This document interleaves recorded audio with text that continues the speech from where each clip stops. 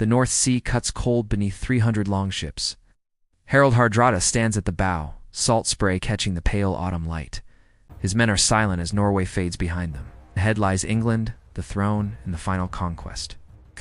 He is 50 years old, scarred by a lifetime of war. His face is weathered like driftwood, shaped not by age but by choice. Every line tells of a campaign. Every scar carries the memory of an empire tested. The sagas call him Hardrada, the hard ruler. Harald has never thought of himself that way. He was born into exile, baptized in fire at 15. Stiklestad. He fought as a child and watched his half-brother die. In that moment, he felt the weight of a kingdom he would not inherit. Not yet. He whispers it now, almost to himself. Not yet. He remembers the mud of Stiklestad in 1030. Not the glory or honor, only the cold earth beneath his wounded body. The mud was real and indifferent to kingship. It taught him that crowns mean nothing to the ground you bleed on.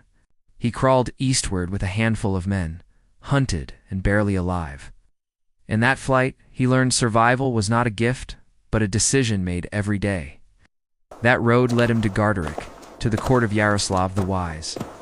Their exile hardened into ambition. He fought as a mercenary, leading men who spoke languages he barely understood. He killed enemies he did not hate for causes not his own. War made him wealthy and precise. Each campaign sharpened him into something colder. He took a bride, Elisef, daughter of emperors. Gold and silver followed him in quantities fit for kings, but wealth does not quiet hunger. Exile teaches that nothing you hold will ever hold you.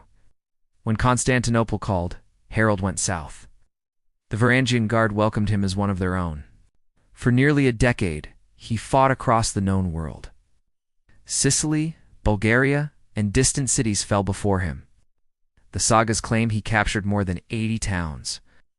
To them, he became Aralds, the thunder from the north. He commanded fleets and crushed rebellions. Yet conquest only sharpened his desire for home. In 1045, Harald returned to Norway. He was no longer the boy who fled Stiklestad. Civil war followed his claim to the throne. When it ended, Harald ruled with iron resolve. To his enemies, he was ruthless. To his allies, he was stability carved in stone. He was not only a warrior, but a poet and builder.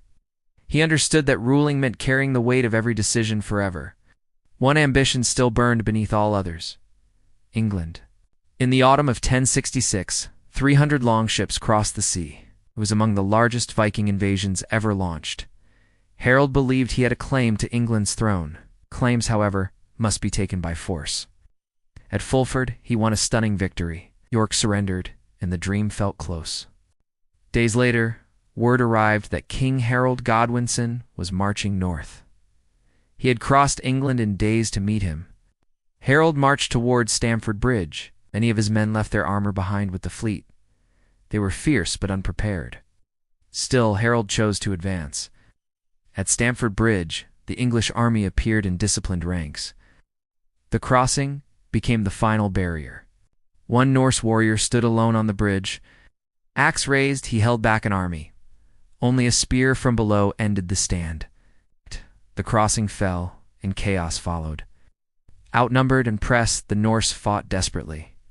In the center stood Harald Hardrada. An arrow struck him in the throat. The last great Viking king fell where he stood. The invasion shattered with his death. 300 ships, only 24 returned home.